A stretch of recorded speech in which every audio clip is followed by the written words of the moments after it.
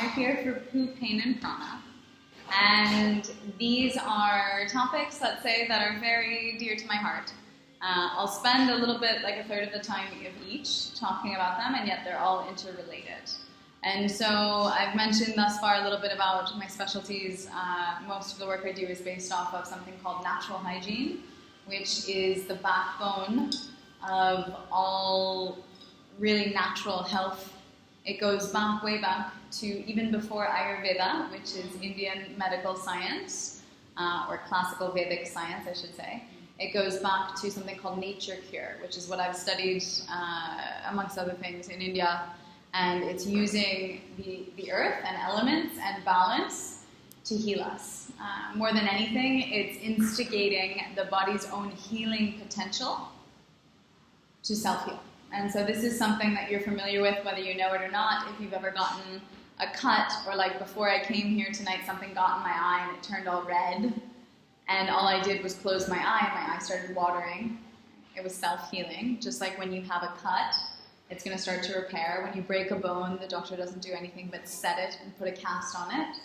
And it heals itself. And so if you can see this healing at the macroscopic level, then you can assume that it's also happening at the microscopic level, which it is. And that's what our body is doing at all times, throughout all days, every day. It's essentially getting rid of the old and bringing in the new. It's repairing, it's healing. And so with this, we have a potential to be able to instigate or awaken or ignite this healing energy. And the way that we do that is simply by stopping all of the tasks or the problems or the problem-solving activities of the body that take time.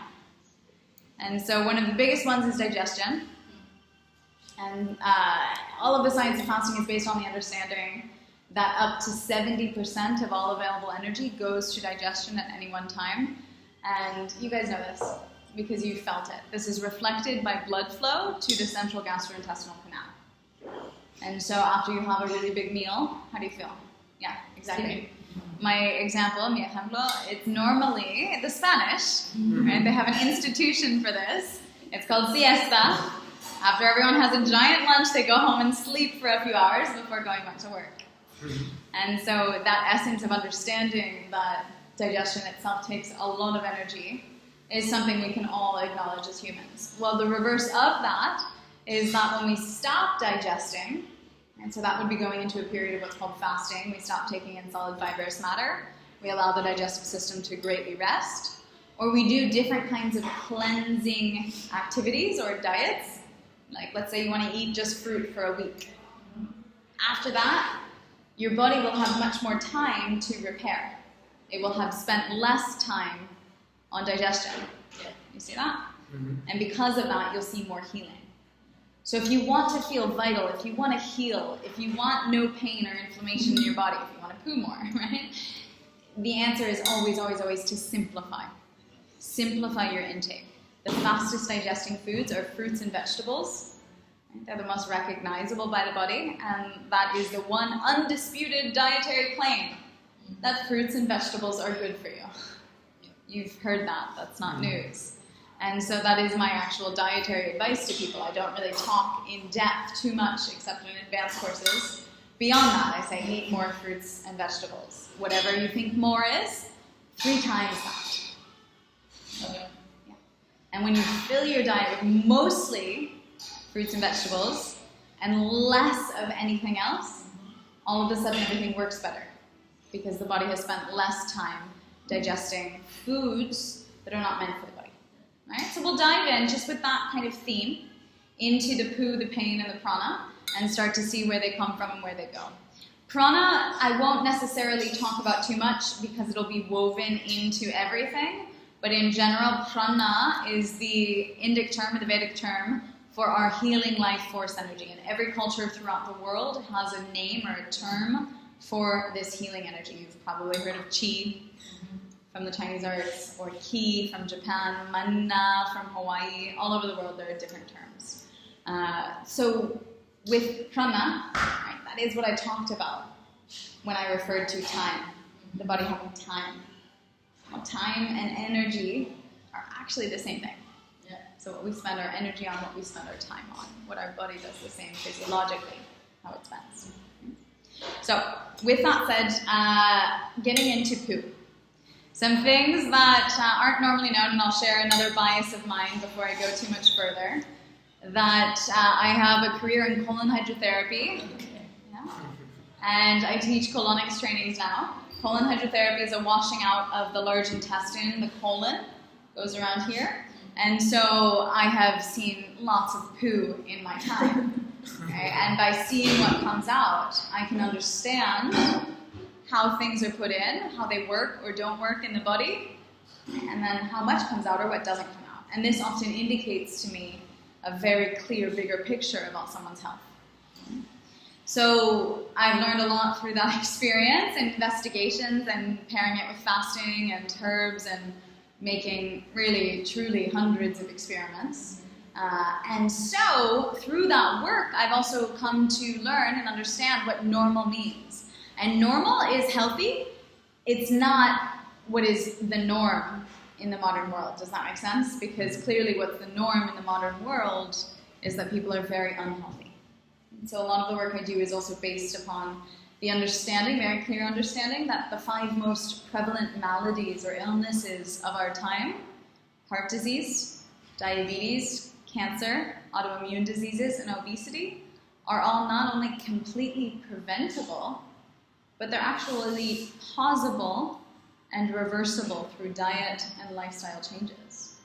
And so the diet and lifestyle changes that I talk about address those, and that work was led largely through Cornell University and a teacher of mine, Colin T. Campbell, as well as many other, let's say, revolutionary MDs in the United States and elsewhere who are using diet and lifestyle to reverse disease.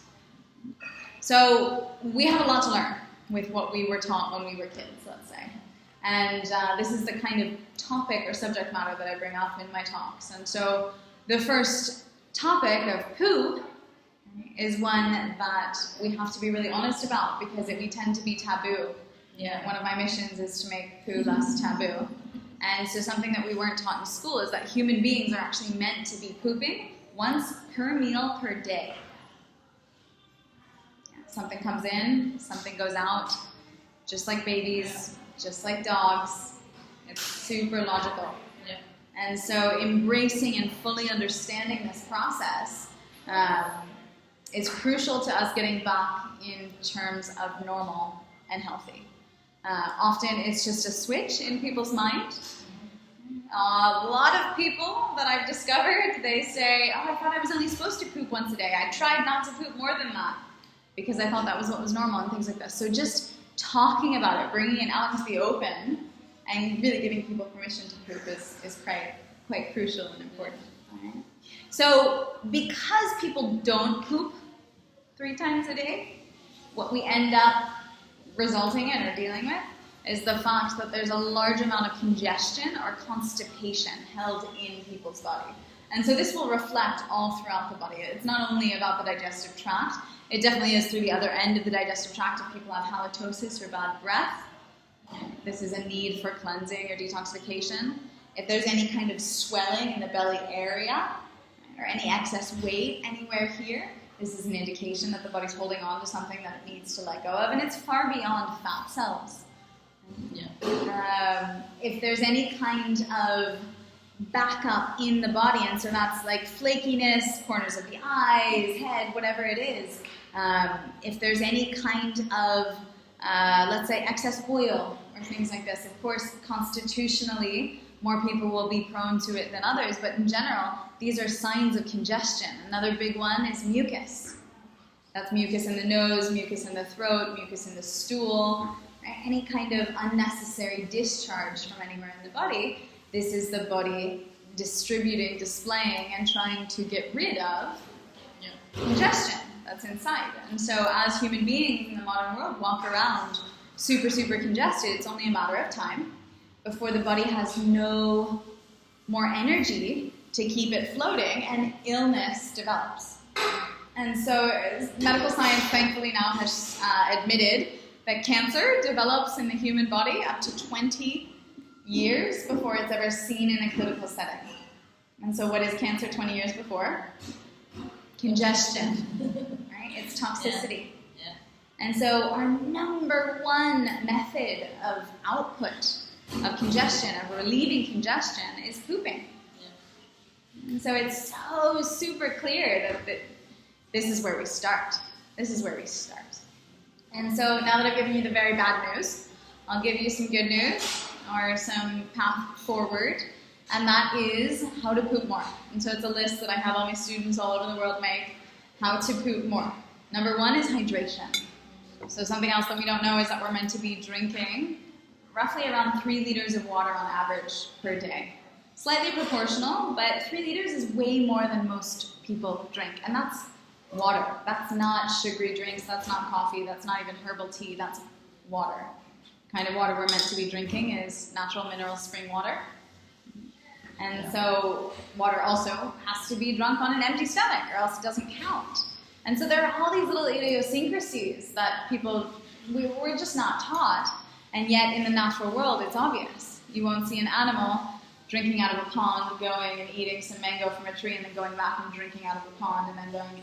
That's just not how things work. It's one thing at a time. If we can think of our digestive system a little more like a conveyor belt, and a little less like a big melting pot of a bunch of things together, it will start to work better, because we'll treat it more simply. And so, first way to poop more, hydration, water on an empty stomach, 3 liters a day. I recommend up to 1 liter slowly sipped before you even think about breakfast in the morning. And that, if nothing else, will start to stimulate the digestive tract. Because a big reason of constipation is that there are rocks, or there's a hardness to the stool. Not only because the food people are eating is dehydrated, but they are dehydrated. The amount of time that the poo spends in the colon, the large intestine, is much longer than it should, because people aren't pooping as often as they should. And so it dries out what comes. Does that make sense? It's this whole paradigm working against us, and yet all we have to do is start to shift it and start to change it. Number one way to poop more is hydration. Number 2 way, I'll give you a demo. Squat. Squat. Yeah. Yeah, so malasana, on the toilet. Yeah. You can also get a little stool. Lots of different companies now still. You mean squat? Like you mean on the... On the toilet rim, yeah. You can put up the seat and squat on the toilet rim. There are also stools that you can buy to put your feet up on. Go ahead. And the position, squatting, what it does is it puts the large intestine, the colon, into a very supported stance. So it's held up by skin tags here.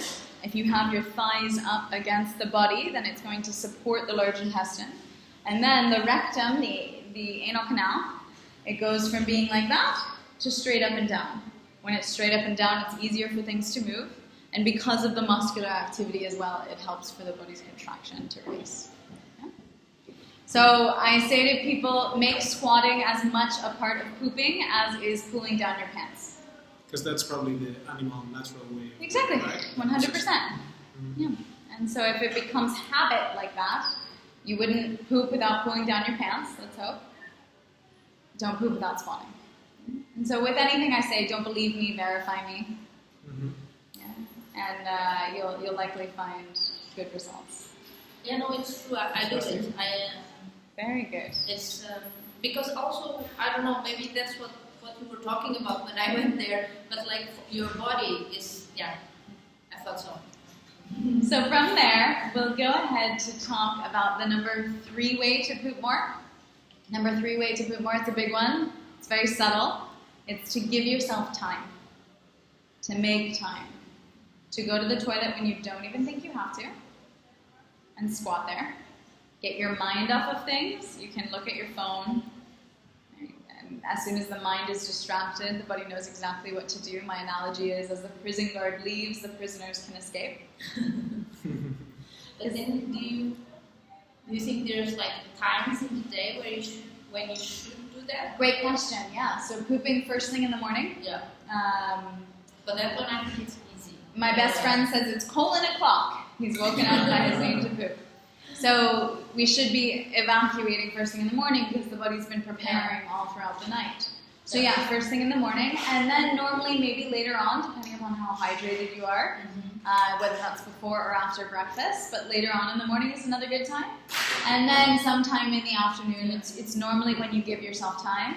If you haven't pooped a third time in the day, then I ask people to go and squat on the toilet for 10 minutes before they'll go to bed. And that doesn't have to be right before they go to sleep. It can be after dinner, 9 p.m., whenever it is. In general, the muscular action that moves through the entire digestive tract is called peristalsis. It's this wave-like motion. And as it moves through and moves everything out, when you eat something, it starts the process to eliminate something. Yeah. And so is it, sorry to interrupt you, but then is it just normal that I have a small niece now, and every time after she eats, she wants to go to the toilet? That's wonderful. That's supernatural. Kids are so important. It's so important to encourage kids' pooping habits. Yeah. So around the age of 7, a different, let's say, consciousness sets into a child's life, and they become much more self-conscious and self-censoring. And that's the time where we also see constipation greatly rise. And I remember being a constipated kid. I remember having all of this self-consciousness. And it's so important that if you, it doesn't even have to be your own kid. If you have nieces and nephews or your friends' kids, to talk to them about poop, to make them comfortable, to make it normal, because this is literally, along with hydration, the number one thing that you can do to revolutionize their entire life.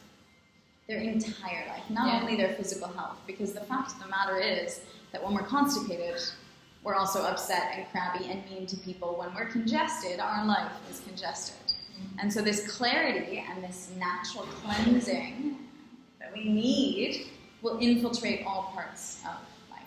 And drinking and pooping are hand in hand. Okay? So, very good.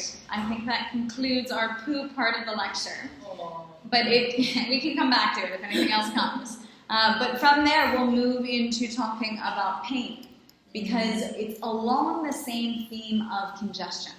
So what is pain? Pain in the body is a signal or a sensor through the neurological pathways that something hurts. Often it's associated with a host of other, what Western medicine would call symptoms, and what I would actually call healing responses or healing crises. For example, inflammation. So let's say someone breaks their arm. Immediately it starts to swell. Well, that swelling is the body's healing response. Because what is it? It's blood, right? More blood flow to the area, bringing life force energy in oxygen. Oxygen is healing. We know this through the experiments done right now with hyperbaric chambers. You're familiar? They're heightened oxygenized chambers that athletes and all kinds of, competitive athletes, along with, there's work done experimentally with veterinary medicine that they'll put whoever's injured or ill into this chamber, and this healing process is so much speedier or rapid.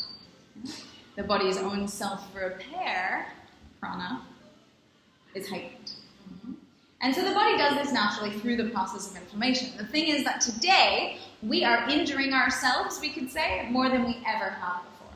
And that's not only injuring ourselves in terms of like breaking of arms or developing cancer, that's also injuring ourselves in terms of eating things that we're not meant to be eating. And you might say, well, what does that mean? I eat cheesecake and I'm injuring myself? That's not correlated in our modern mind. But the thing is that anything that we put into the body that's been processed, that has chemicals or additives or preservatives, maybe if it was genetically modified or if it was traditionally something that wasn't meant for human consumption, all of a sudden when it's put in the body sees it as a foreign object, which makes sense, and thus labels it or declares it as toxicity or poison. And so it has to go through the cleansing process to try to get it out. Well, when we continually put the toxic or poison element, I'm being intentionally vague here, right? Because we can talk about anything from like a piece of swallowed chewing gum, which I think everyone would admit is not something that belongs in the body, to, again, something like a processed packaged cheesecake. Or milk. Sure, that's a whole other discussion and perhaps a lecture for another day. But with these two examples, when they come into the body, essentially the body doesn't know how to handle them.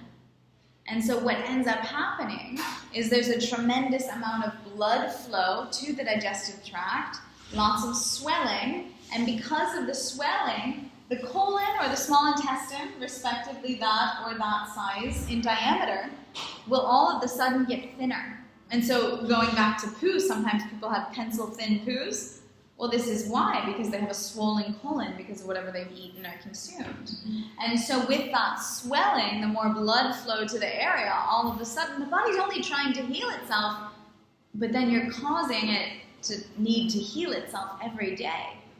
So people almost everywhere in the modern world are walking along with what I call low-level autoimmune disorders. There's a low level of chronic inflammation in the body at all times.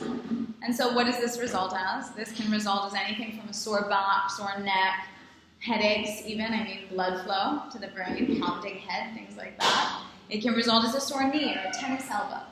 Right? It can result in just feeling kind of crinkly. Oh, I'm getting old, people say. This coupled with dehydration, which most people everywhere are dehydrated. And it's not only that they're not having the 3 liters for today, it's also that they didn't have the 3 liters from yesterday or the day before or for the 35 years before that or 65 years before that. And so they're in massive, massive debt of hydration. On top of that, they're having tremendous amounts of salt or processed foods or dried foods like crackers or cookies or bread where there's absolutely no water and there's a tremendous condensation of fiber. And so it requires water from the body to rehydrate the food and push it through. Does that make sense? Yeah? So it's crazy how dehydrated people are today. When you throw in alcohol and coffee into the paradigm, super dehydrating liquids, all of a sudden, yeah, you're going to have sore joints, a sore back, a headache. It's absolutely no surprise. So a mark of a healthy body that not many people have today is a body with very, very, very few ailments. It's a body that someone knows when something flares up, they know exactly why. Right? Whether that's eating or drinking or sleeping, or what's happened. What is the psychosomatics behind it? What is the correlation with something emotional in your life that caused the manifestation to happen there, or here, or wherever it is? And the entire body has been mapped throughout systems, throughout time, from the Mayan tradition to the Japanese tradition, anything from facial diagnosis to meridian lines in Chinese medicine. There is meaning behind everything. Even each one of your teeth correlates to a part of the body and is reflexed there. You're familiar with reflexology on the hands and the feet? And as well, we have different parts of the colon or different parts of the eye that are all associated. Throughout each of the spinal vertebrae, one of the organs is innerved. And so as one thing comes out of line, it could manifest somewhere else in the body. And that's holistic medicine in a nutshell. It's saying that I cannot have an ear, eyes, and nose and throat specialist. It's simply impossible. Because actually, nothing's wrong with my nose. The problem is down in my toes. And so when we understand pain beyond the normal context, when we see that all of the associations with pain are likely from a different underlying cause, we can trace it back to congestion, the constipation, poo not happening, because if the body had more time to constantly clean itself and clear itself easily, then it would repair all of the painful points. Right? If we were hydrated, then we would be pooing and the pain perhaps wouldn't come as easily. And the way that I know this is because when I bring people into fasting retreats, and I've fasted thousands of people all over the world, right, through juice cleanses or other types of fasts, all of a sudden we get to day 5, day 6, and that neck pain that they've had for literally 20 years is gone. Or that wrist that's given them arthritis for the past decade doesn't hurt. Because when we undergo a process of fasting, it's intensive healing.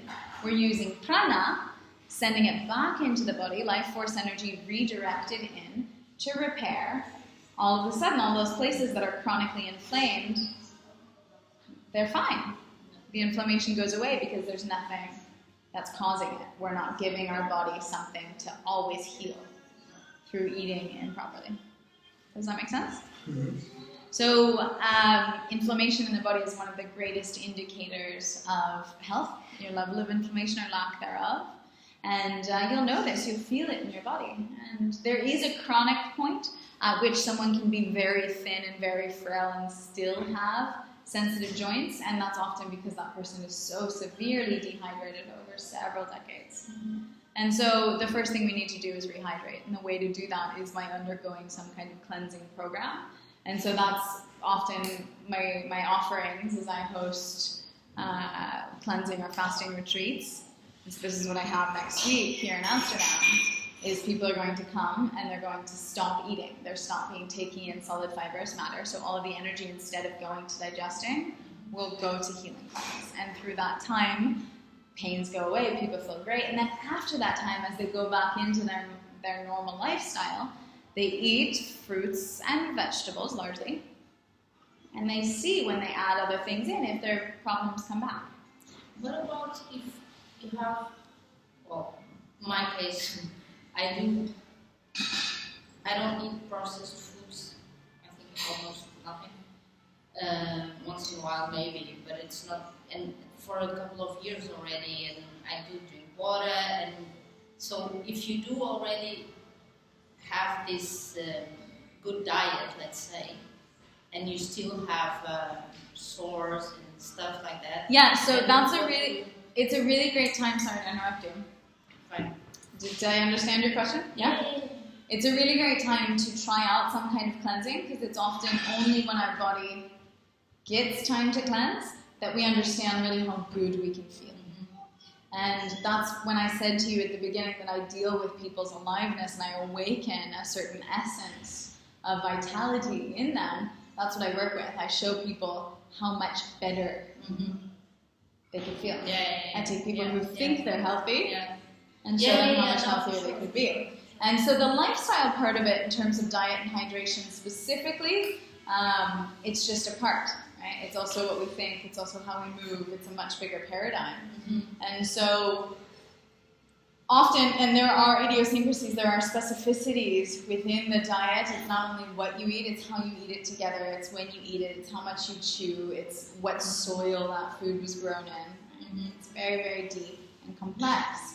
However, in answering your question, you would need to go into an intensive hydrating, cleansing experience so that your body can start to stir up anything that's been suppressed. Mm-hmm. So when I said that sometimes there are people who are thin, you wouldn't see the inflammation, but there's still pain. Mm-hmm. That's often because it's been so chronic, it's so much time that it's been there. There's also a factor of dehydration, that the result is that you're doing all of the healthy things and yet it's not working.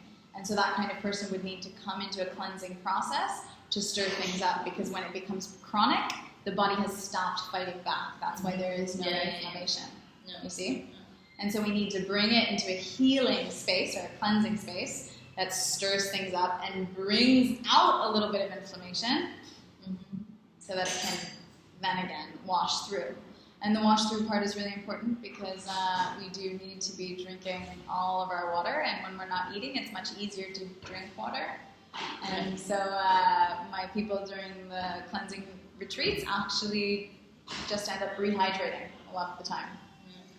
And is it better to have more frequent meals than less meals and bigger? Or does it really matter? So, I mean, a meal doesn't mean anything, and also the idea of 3 square meals a day is something that is invented by the U.S. Agricultural Association. It's not something that is ever prescribed. You don't see monkeys going around saying, I think I'm going to have breakfast now. So we're kind of designed probably to be constantly eating instead of just... Yeah, it's much more adaptable, let's say. But now we've adapted our eating scale to the modern human life, where we have work and before and after. And we do eat way more and way more often than we're meant to. And in that simplicity, so when you say a large volume, it's like, what are we eating? Because the thing is that you can eat a very small volume of very concentrated foods. For example, a cheeseburger. Mm-hmm. Right? So we don't even need to talk about the calories, but the meat has been ground and then put together into a patty. Right? So it's very, very condensed, given as well animal protein and flesh is very condensed. And then the cheese, tons of calories condensed into a piece or two, depending on what country you're having a cheeseburger in. And then the bread is a bunch of flour that's been condensed. All the water's been taken out. It's been put on there. You see? Yeah. It's very condensed food. So your cheeseburger, which is here, would be the caloric equivalent of 3 watermelons, right?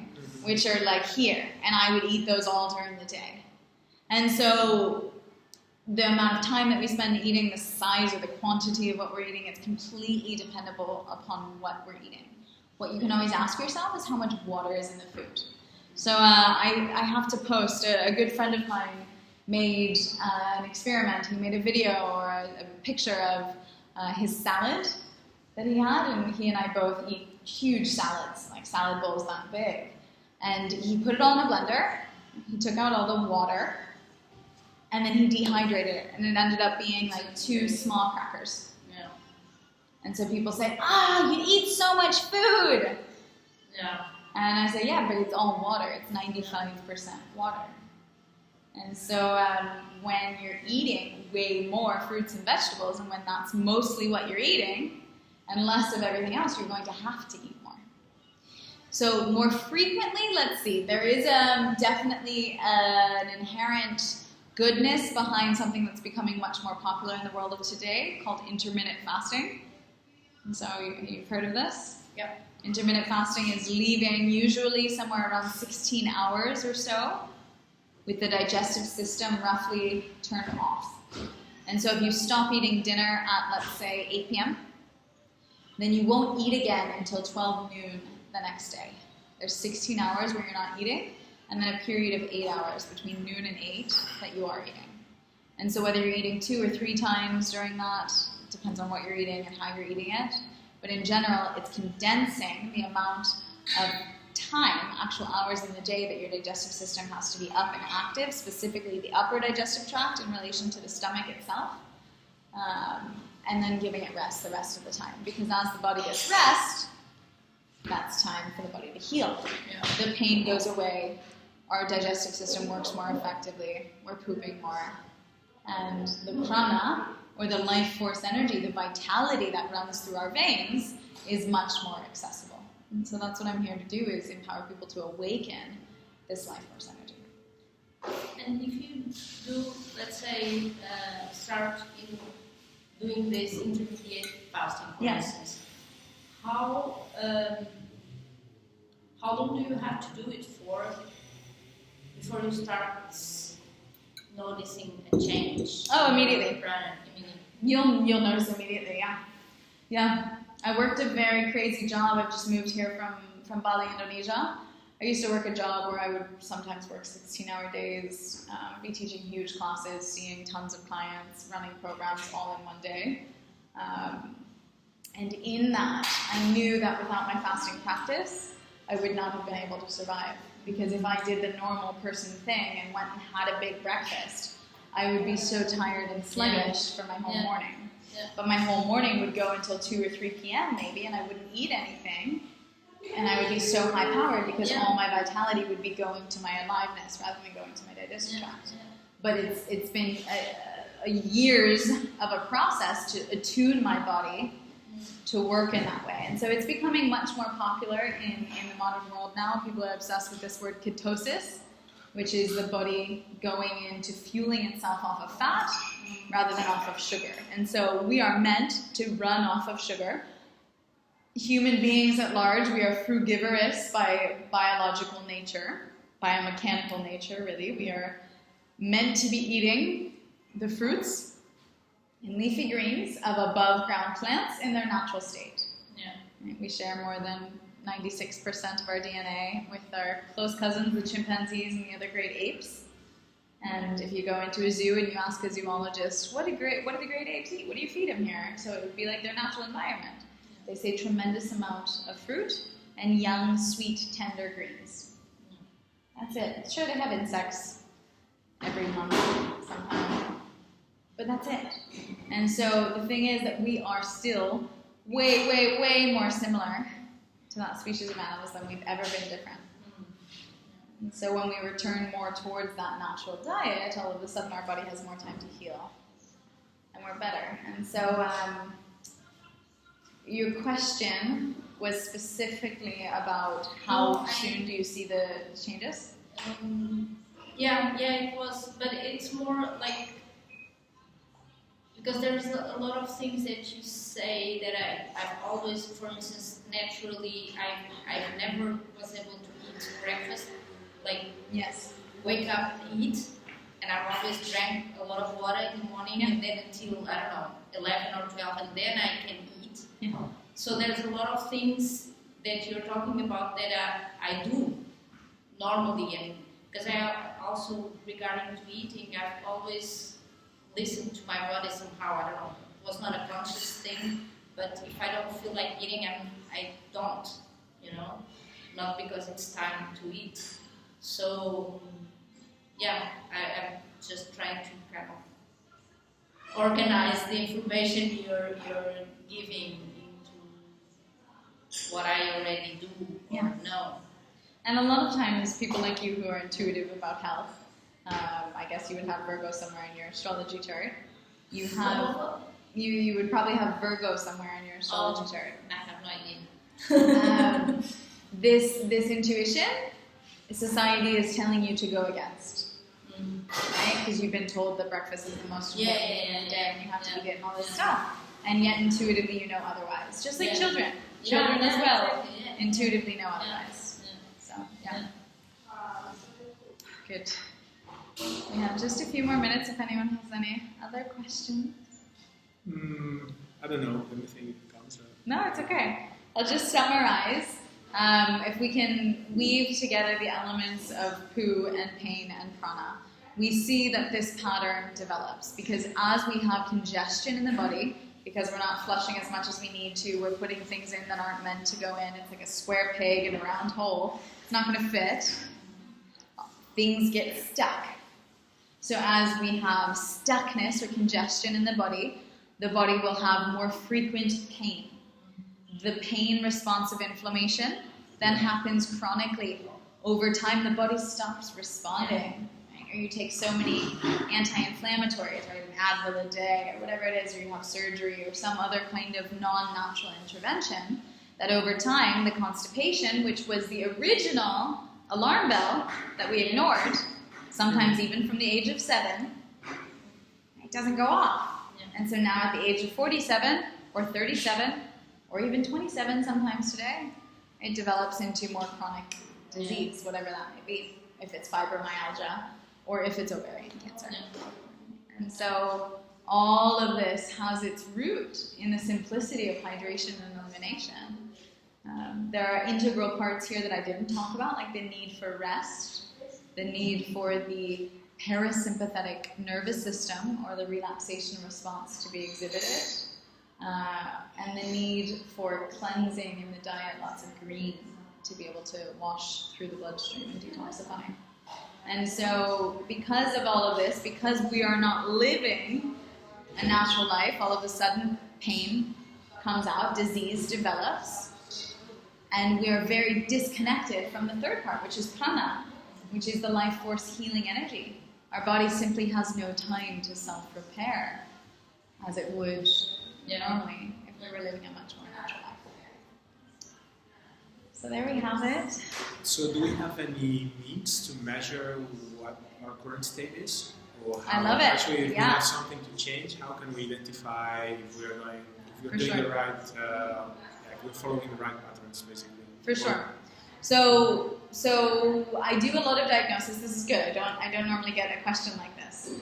I do a lot of diagnosis, and I can see someone standing there, and because of training in all of those reflexology arts and things like that I said, I can see lots of things that are out of balance. Iridology is the study of the iris of the eye, which has a map. It's like if you put the Vitruvian Man in the eye, you would see one side, the other side. You would see what's called tissue integrity through the body. So tissue integrity is literally the innervation or the function level between brain and body part, how functioning it is. Or if somehow the tissue integrity, the innervation, the connection to that part of the body has been deadened, and thus that part of the body will not function as well.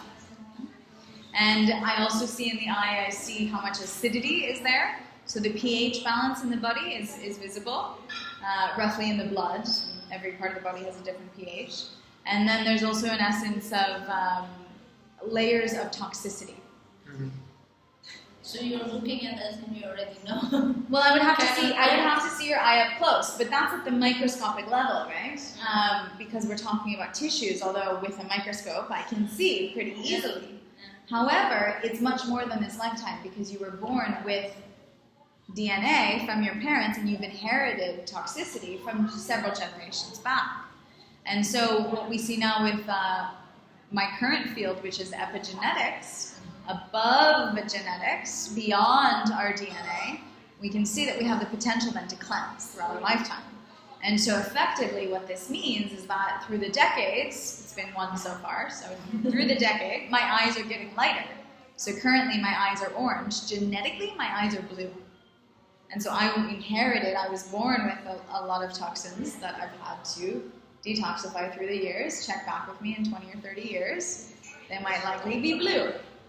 You see, so it takes time to detoxify. So brown eyes are like... Oh. So brown eyes with brown skin, right? Or with East Asian, Sub-Saharan African, this kind of thing. For Caucasian people, and not all Caucasian people, because who knows, you could have some kind of Siberian ancestry or some kind of Moorish ancestry, wherever it is, wherever you come from, there would be an interfusing, and you could have genetically brown eyes. I can look at your eyes when we see it. But me, right, my ancestry is Eastern European, and my eyes are genetically blue. And you can see that when you look close, that there isn't this dark brown, that the tissues are visible. So this is one way, definitely, undeniably, to diagnose, but it's also when I look at someone, you can see through the toning of their musculature. It's not only how much they go to the gym, right? It's also the amount of inflammation in the body, because someone who goes to the gym too much is going to have a ton of inflammation in the body. So the body should be really well proportioned. The biggest thing for me that's an indicator of someone's health is the strength of their diaphragms. And so there are three main diaphragms in the body. There's the pelvic floor. So that's a diaphragm that's very weakened, especially in women. There's the actual breathing apparatus diaphragm, often also very weakened because people today breathe very minimally and shallowly. That doesn't mean that we have to breathe more. It simply means our breath should be much longer and more expansive and filling to all parts of the lungs. And then the diaphragm in the throat. So the tone of someone's voice actually tells a lot to me about their entire being.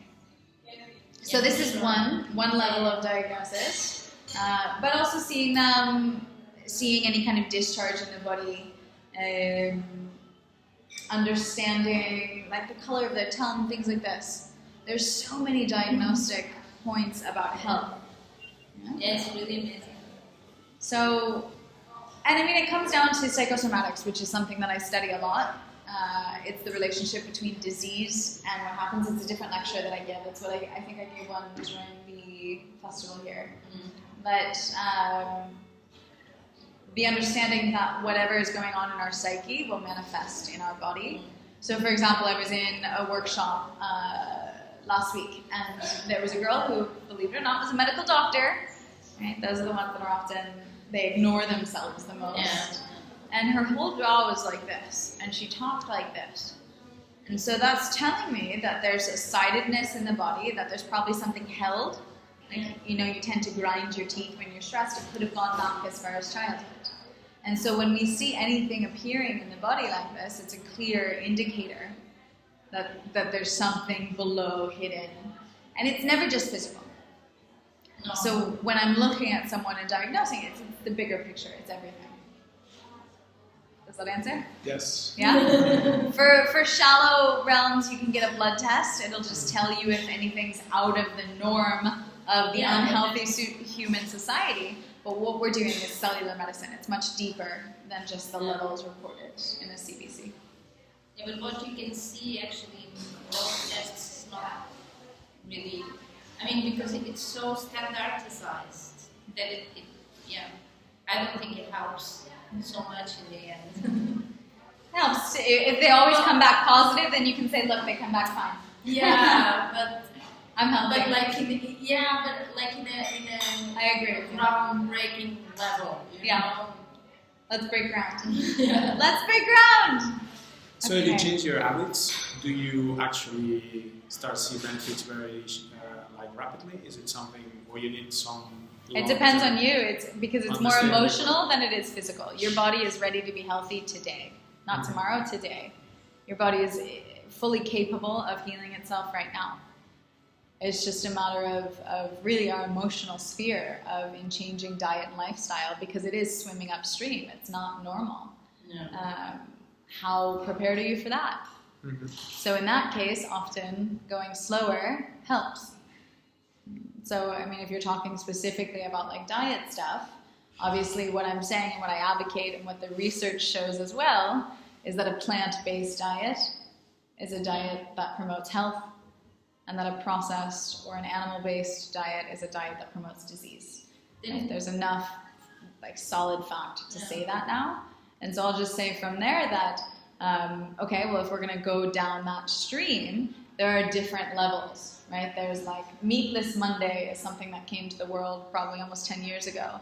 And so one day a week you go without eating meat and you see how it is. From there, maybe someone starts to eat meat only a few times a month. From there, then someone starts to say, you know what, I'm living a vegetarian lifestyle, or pescatarian, right? At the time when I was vegetarian, I remember saying, I'll never be vegan. I wouldn't inconvenience myself that much. Those words came out of my mouth. And yet, it's little by little, where what you think is impossible or too much now, Then I think 5 years from now won't be. Yeah. So you just have to be honest with yourself, and you can never do anything because anyone outside of you says anything. Only true lasting change comes from inside. Okay. I think as well that if you start like eliminating things, like I'm a vegetarian, but it's not, or a pescatarian maybe, because sometimes I do eat fish, but it's been a long time already that I don't, because I just don't feel like it. Because you change your habits and then you can't go back. It's like... Yeah, what was seen as food before no longer is seen as food. Yeah. And a lot of the work that I do is really hacking, or hacking into our cognition about why we think things. Because like I say cheesecake and people start to drool. And as much as I tell them that their body isn't going to process that, they still want it. And that's because of the condensed amount of calories and the classic pairing between fat and sugar that sends off a dopamine shot in the brain, which is the same reaction that happens when we snort cocaine. Yeah. And so if people are getting their dopamine shots from food, then they will always be addicted. Yeah. And so really the addiction to food is the last frontier of addiction. And this is a field that I'm working with much more now today as well. And cleansing or fasting or juice diets help tremendously with that. Yeah. Because quite often people, they're eating 3 meals a day every day and snacks, and they don't even realize that they can go for a few days without. They don't know that it's like with stress. People don't know that they are addicted to stress. They have no idea how it works and how, it's really scary when I start to think about it. It's like, all we can do is be kind, love people more, serve them some water, have some yoga. For sure, but when you start to go into